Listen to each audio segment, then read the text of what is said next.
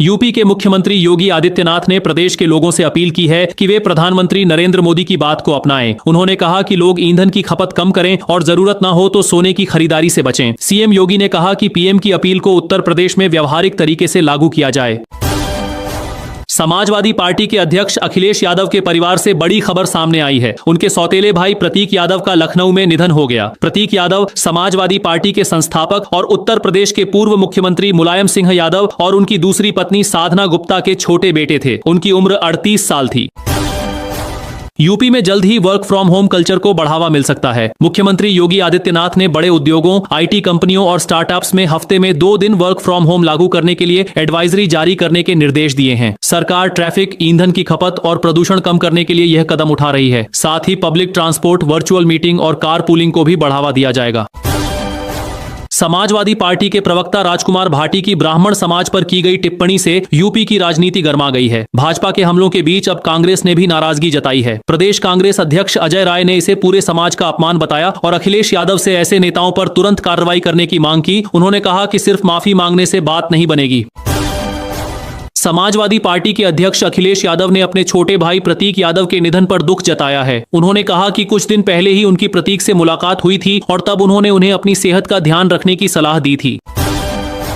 राहुल गांधी ने मंगलवार को प्रधानमंत्री आवास पर हुई बैठक में नए सीबीआई डायरेक्टर के चयन पर असहमति जताई। राहुल गांधी ने आरोप लगाया कि चयन के लिए जिन 69 उम्मीदवारों की सूची दी गई, उनकी पूरी जानकारी उपलब्ध नहीं कराई गई।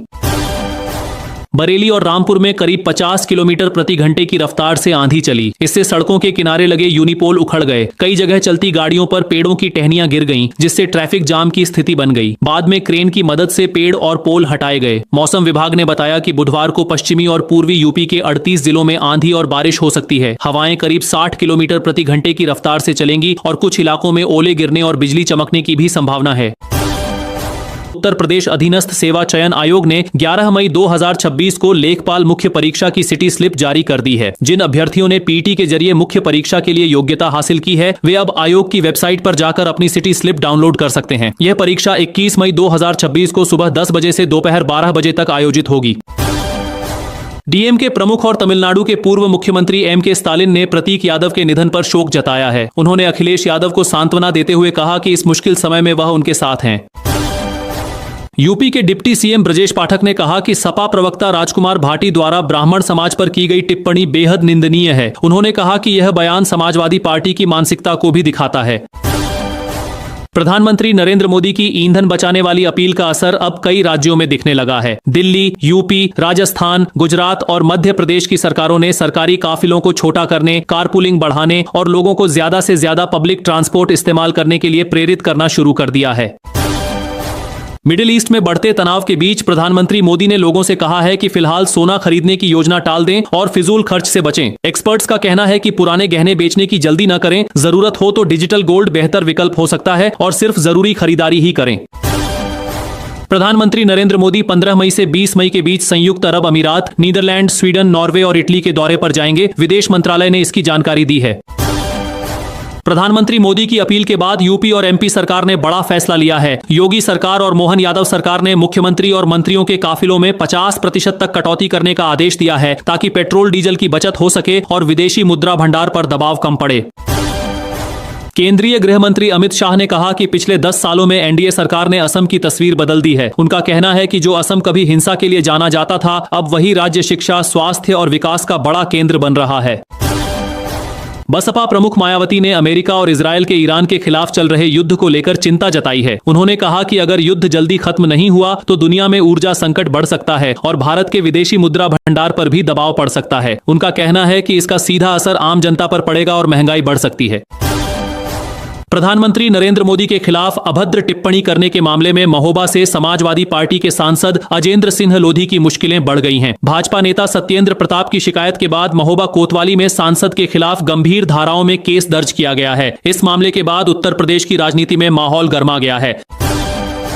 उत्तर प्रदेश के उप मुख्यमंत्री केशव प्रसाद मौर्य ने फिर से कांग्रेस सांसद राहुल गांधी और समाजवादी पार्टी प्रमुख अखिलेश यादव पर निशाना साधा है। उन्होंने कहा कि लोकसभा चुनाव 2024 के समय राहुल गांधी और अखिलेश यादव ने जनता को गुमराह करने का महापाप किया था।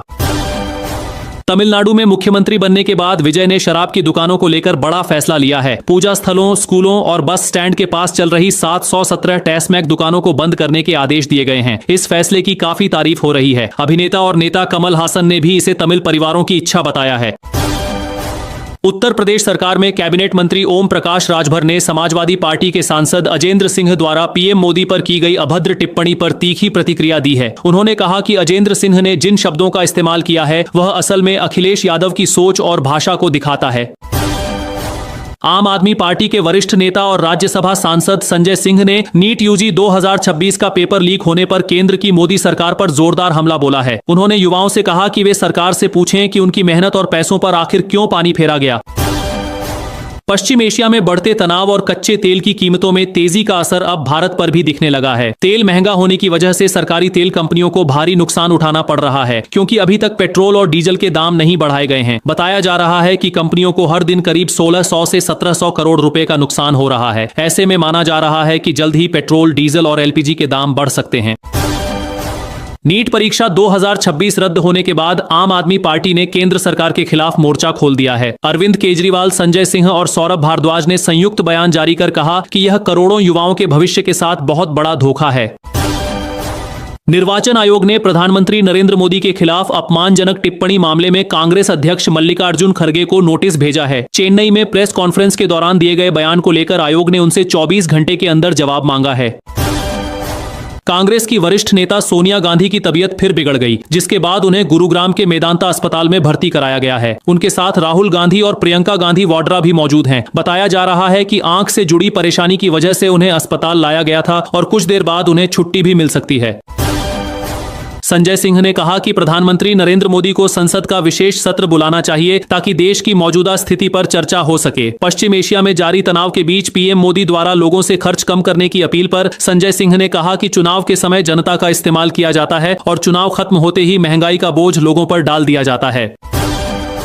अप्रैल 2026 में खुदरा महंगाई दर 3.48% दर्ज की गई है। ग्रामीण इलाकों में यह 3.74% और शहरों में 3.16% रही। आलू और प्याज सस्ते हुए हैं, जबकि टमाटर, सोने चांदी के गहने और फूल गोभी महंगे हो गए हैं। उत्तर प्रदेश शिक्षा सेवा चयन आयोग का ई अध्याचन पोर्टल अपडेट हो गया है। अब शिक्षक भर्ती के खाली पदों की जानकारी ऑनलाइन भेजी जा सकेगी। माध्यमिक स्कूलों में 23,000 से ज्यादा और महाविद्यालयों में 1,000 से ज्यादा पदों पर भर्ती का रास्ता साफ हो गया है।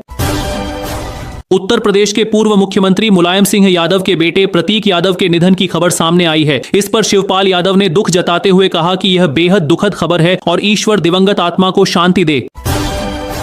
केंद्र सरकार ने सोना और चांदी के आयात पर लगने वाली ड्यूटी 6% से बढ़ाकर 15% कर दी है। इस फैसले के बाद सर्राफा बाजार में सोना करीब 9,000 रुपए और चांदी 22,000 रुपए तक महंगी हो गई है। अब 10 ग्राम सोने का भाव करीब 1,60,000 रुपए और 1 किलो चांदी का भाव करीब 2,87,000 रुपए पहुंच गया है। सरकार का कहना है कि इससे विदेशी खरीद कम होगी और विदेशी मुद्रा भंडार पर दबाव घटेगा।